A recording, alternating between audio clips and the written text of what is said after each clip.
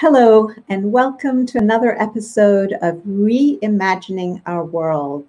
I'm happy to be here with you. My name is Sabeda Ma'ani, and I'm your host. Well, one of our aims in this show is to consider where we find ourselves in life, in our world, assess how we got here, what choices we made to get us to where we are, envision where we would rather be, and then determine the steps that are necessary to take us from where we are to where we need to be. We're all very painfully aware that we live in a world marked by conflict. Much of this conflict these days occurs internally within the borders of our nations and is driven by political polarization, which is becoming more and more extreme with every passing day. I know this is definitely true for the country in which I live, the United States. Elections, which are the very method by which we strive to elect worthy leaders into whose hands we place our trust, our well-being, and our destiny, instead are often the mainspring of conflict and division that tear our communities apart and tear our nations apart. So I thought it would be worth spending some time today imagining what elements of the election processes that most of us have in our various countries we might consider changing in order to get a different outcome. For, as Albert Einstein famously said, madness is doing the same thing over and over again, expecting a different result. So if we don't like where we are, we don't like these results that we have been getting over and over again, then maybe it's time for us to consider making some changes to what we do. And the question becomes, what would we need to do differently, or might we do differently? Because this is a process of exploration. If we wanted, for instance, to experience peace, amity, and social cohesion rather than conflict, division, and disunity. So let's start with by considering this idea. What would it look like if we were to imagine a world in which we had no political parties? You know, I don't know about you, but I know that I have long struggled from the time I was a teenager and started thinking about these topics. I struggled with the concept of political parties. They just somehow, they didn't sit well with me. And I'd like to share with you some of my thinking. I'd be really curious to know whether any of these thoughts resonate with you. If they do, please drop some notes in the chat, whether you're listening to this live or later when you come across, when you look at the video, because I'd love to hear what you have to say and get some feedback from you. So my first objection, my primary objection was that as soon as you become affiliated with any given political party, it seemed that you were automatically labeled and viewed by others through a filter of what that label had come to mean to them. And it seemed to me that by labeling oneself with the name of a political party, one became reduced to that label. And in some sense, we lost our humanity. People no longer viewed us as human beings with particular qualities or virtues or personalities, with likes and dislikes, with contributions that we make to society, but they viewed us through this prism of a label. And one of the other things it did is that because of this labeling, there's something weird that happens when we label someone. We somehow think we understand the totality of who they are. They become their label. And so we become very judgmental of them and very critical.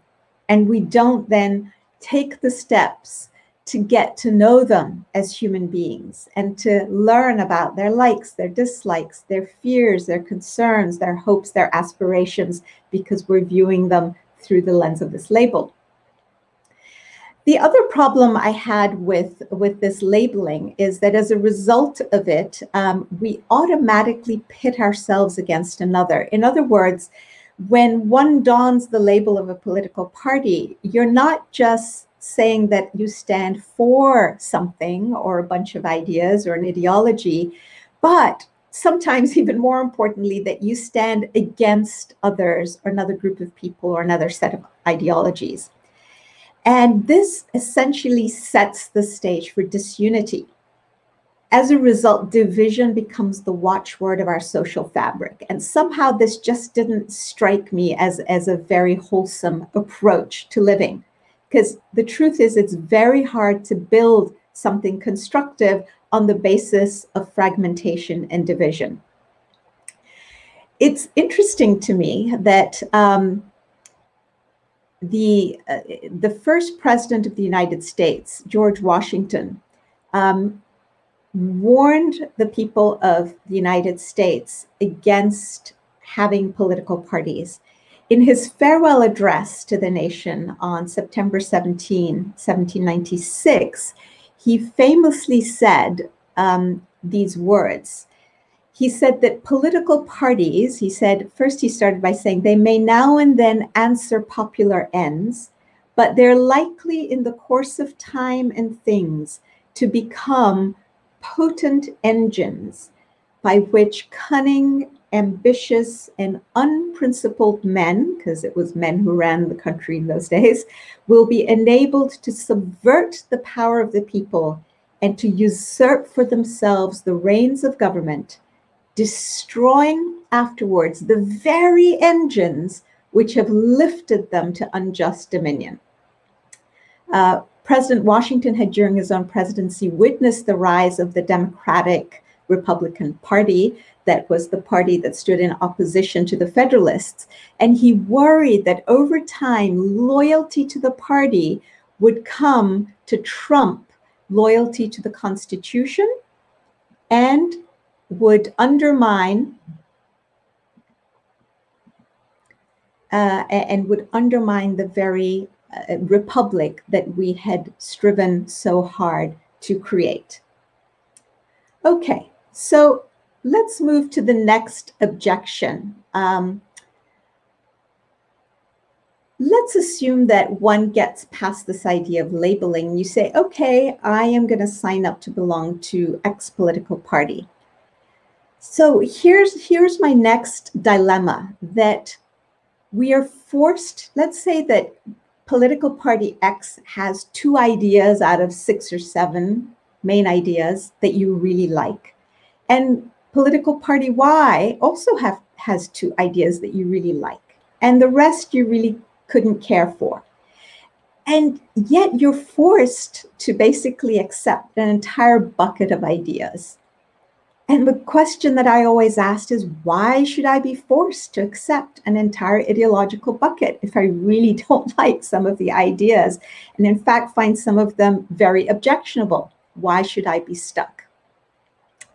Then we have a different dilemma. What if you like all of the ideas in a bucket, but you know that if your party wins, the person who's likely to become the leader is somebody whom you don't trust, whom you don't like, and whom you don't believe has the qualities that are necessary to be a fit and worthy leader. You know, the qualities that we discussed in episodes 5 and 6 of this series, things like honesty and uprightness and lack of prejudice and freedom from corruption and so on.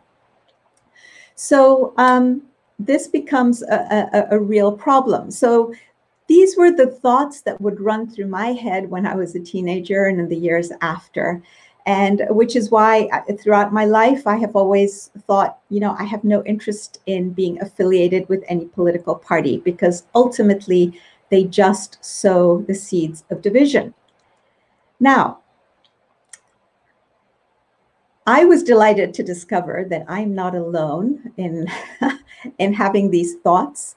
There are other people and other systems and philosophies and faiths and groups of people who also believe the same thing. And one of the people whom I came across as I started to research and search, investigate the truth and reality for myself, one of the people I stumbled across was Simone Weil. who was a female French mystic and social philosopher who was considered a moral idealist committed to social justice. She lived in the first half of the 20th century. And during that period, she wrote a radical essay calling for the abolition of political parties. An essay which wasn't published until 1950, and I think she died in 1943 from tuberculosis. So she concluded a whole bunch of things, which I found very fascinating. She referred to political parties as destroying any vestige of democracy and any opportunity for freedom of thought. She also believed and argued very eloquently that political parties had become self-serving entities that elevate power and control above justice and truth. She had this lovely phrase. She said the sole purpose of political parties was to, quote, kill in all souls the sense of truth and justice. And she said that political parties dishonored three critical principles in life. Remember, we talked about the importance of founding our societies and institutions on the basis of principles or set of global ethics.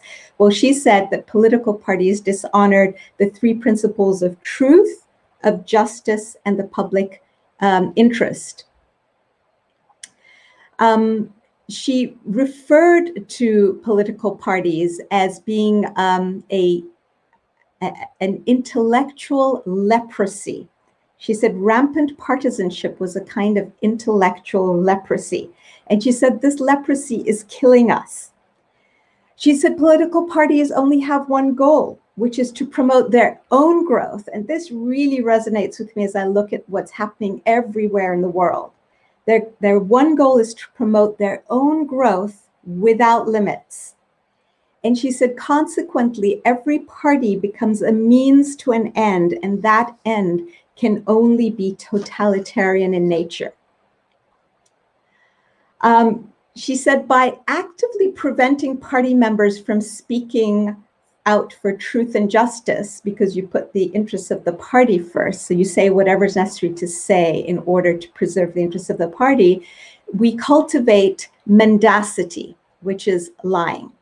And that was another really interesting thing she says.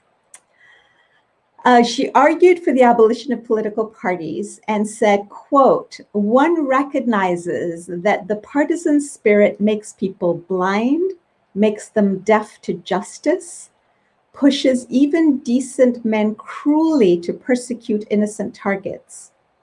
She says one recognizes this, and yet nobody suggests getting rid of the organizations that generate such evils. And then she adds, she says, you know, I've looked at this question carefully, and a careful examination reveals no inconvenience that would result from the abolition of political parties. And then she comments, isn't this a strange paradox? We know that something like this, abolishing political parties, presents no inconvenience, and yet it's the least likely measure to be adopted. Because, and she really put her finger on the nub here, people think if it's so simple, if it's as simple as abolishing political parties, why hasn't it been done? Why wasn't it done a long time ago? And yet, she concludes, often great things are easy and simple.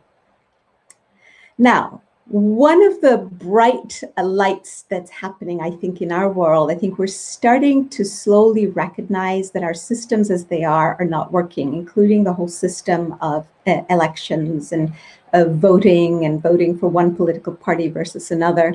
And so it's only once we're convinced that something isn't working that we're willing to start exploring and entertaining the possibility of other options.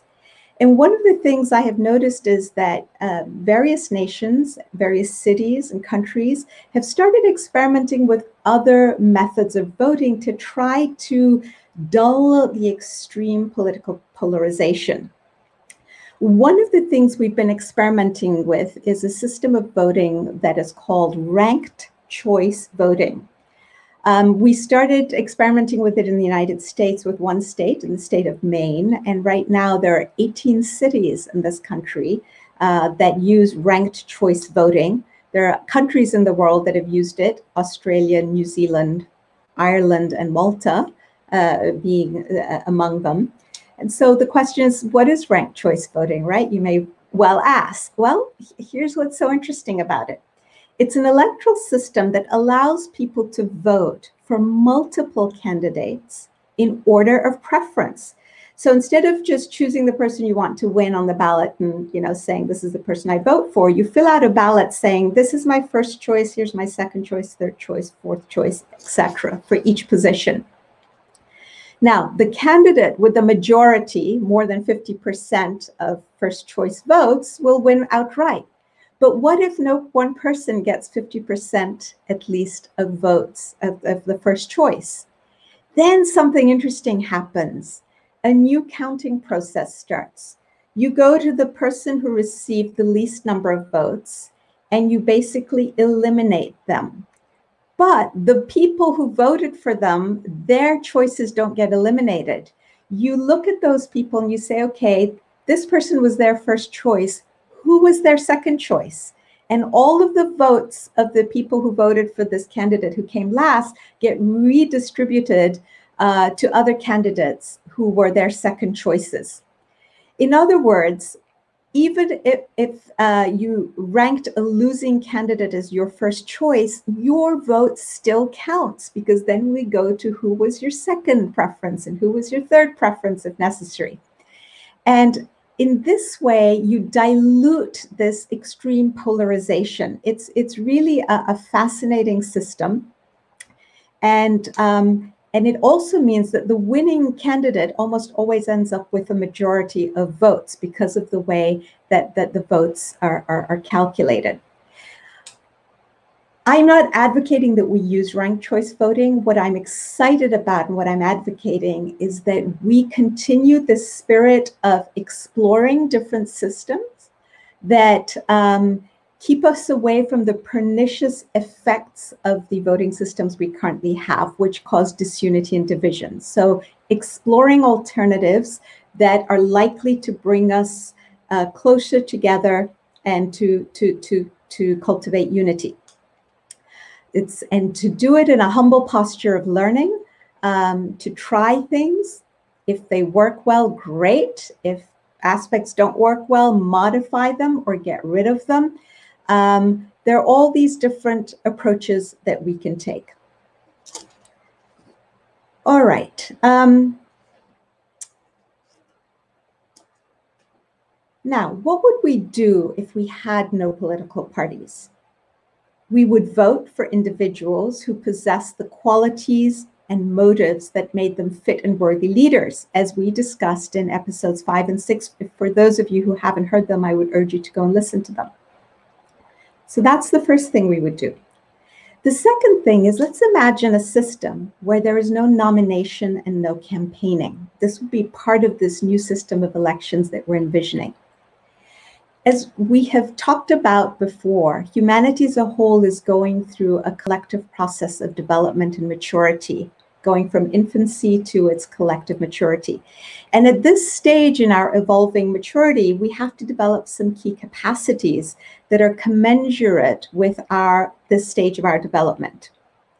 So at this stage of our development, one of the things we need to start honing a skill is to learn that the mass of the electorate should be the people who decide who should be in a position of authority, rather than individuals saying, hey, vote for me, or other individuals saying, hey, vote for this person. So putting oneself forward or putting someone else forward isn't the way. Rather, all of us get to decide who are the candidates we're going to vote for based on their actions, their spirit of service, their motives, and their qualities that we have observed over the years. Adopting such a system would train us as members of the electorate to become intelligent, well-informed, and responsible electors, and to rely on our own investigations into the individual's fitness for service. because the practice of nomination and campaigning actually hinders the development of these qualities and these skills, and really stunts our growth as human beings and as a collective society. And it leads to corruption and partisanship. We also start to develop the habit of distinguishing between a person who becomes well known because they engaged in public service, and the fact that they became well known was just as a side product that was unintentional. They didn't set out to become well known, as opposed to someone who's just tooting their own horn and making an exhibition of themselves just in order to attract votes. In other words, somebody whose ego is what's driving them and whose self-interest is what's driving them. Also in this system, everything would have to be done by secret ballot. And very importantly, there should be no discussion amongst us individuals about who we're voting for, because that discussion itself leads to division, especially within families, where different members of the family may want to vote for different people. And if they start having conversations about that, it kind of undermines unity. So really, unity is the watchword as we try to imagine a system of elections that works. Another element is imagining a system of elections that is free of the taint of moneyed interests. Imagine if we could avoid the pitfall of politicians being beholden to minority interests who have funded their campaigns and paid them to get elected, because now those elected feel obliged to make decisions that benefit those who funded them. This problem of actually compounds, it's actually a chicken and egg situation. It compounds the problems of inequality, and inequality leads to decreased democracy. This is a well-studied phenomenon. And there was a really interesting article a while ago in The Economist magazine, in which they reported that as inequality grows, so does the political influence of the rich. Now listen to this, it's absolutely unbelievable. In this article, they said that in the United States alone, fewer than 30,000 people, this is in a country of 330 some million people, right? So 30,000 people account for a quarter of all national political donations from individuals, and for more than 80% of the money raised by political parties. 30,000 people have that much influence, have the majority influence on who gets to be in government, who we elect, who becomes president, etc. So this inequality really has a corrupting influence on democracy. It's quite astounding. And the people who are then elected just demonstrate no interest or very little in grappling with the problems of inequality, because they're now beholden to the few rich who elected them. Another element of this new system of elections, imagine a system in which every member of a national community has input into the system of decision-making by bringing up topics for consultation and making suggestions and recommendations for consideration by elected bodies. There's clearly a crying need for this in the world. And one of the evidences of this is to be seen in something they do in Denmark and have done for years. So 4 days a year in the month of June, Danes gather for what they call, and I'll probably butcher the pronunciation, something called Folkemødet, M-O-D-E-T. It's a political festival where the prime minister and chief executives of top companies and other respected leaders mingle with members of the public on a remote island in the Baltic Sea.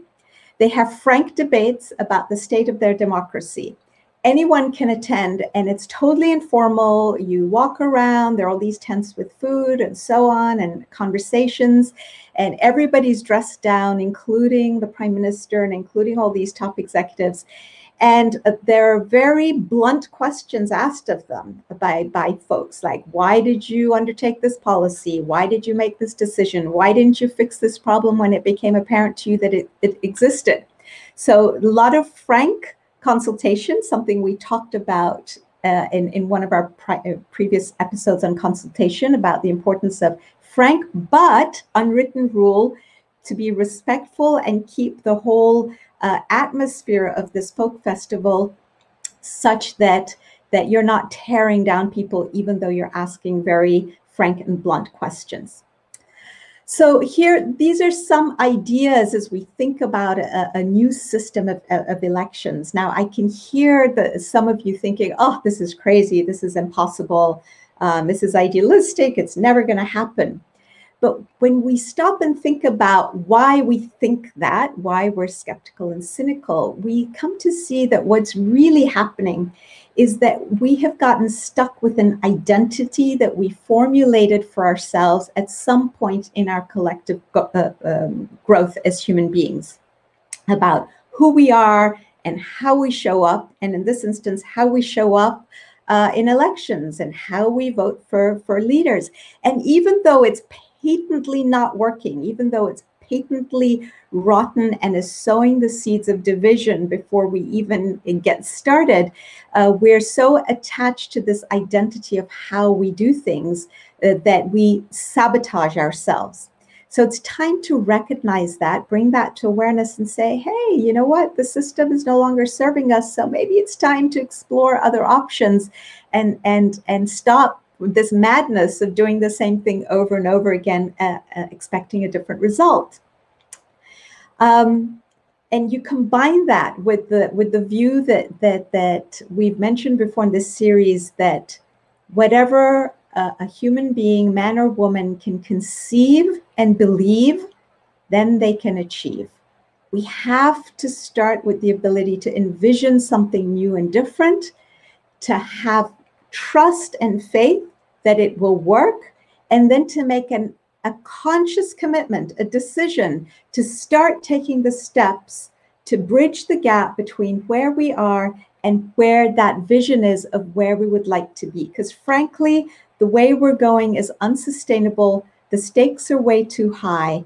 And so we now need an act of vision, of courage, of determination, and unshakable commitment in order to create a new and better world for ourselves, one that we deserve. Well, that is all I had for today. I'm looking to see if there are any comments and questions. I don't see anything at the moment. So in that case, again, if you like the ideas that you're seeing here, please consider picking up a copy of the book, The Alchemy of Peace. Here it is, available on Amazon around the world. Share it with your friends. Tell your friends about it. It's available on Kindle and in paperback cover. So thank you very much for having joined me today. I look forward to seeing you all next, actually it's the second and fourth Saturdays of each month. So the second Saturday in June, and then again the fourth Saturday in June. And in June, I have a surprise for you, but we'll wait and see what that is. All right. Well, have a wonderful rest of your weekend, and I look forward to seeing you second Saturday in June at 4 p.m. Eastern Time. Bye-bye.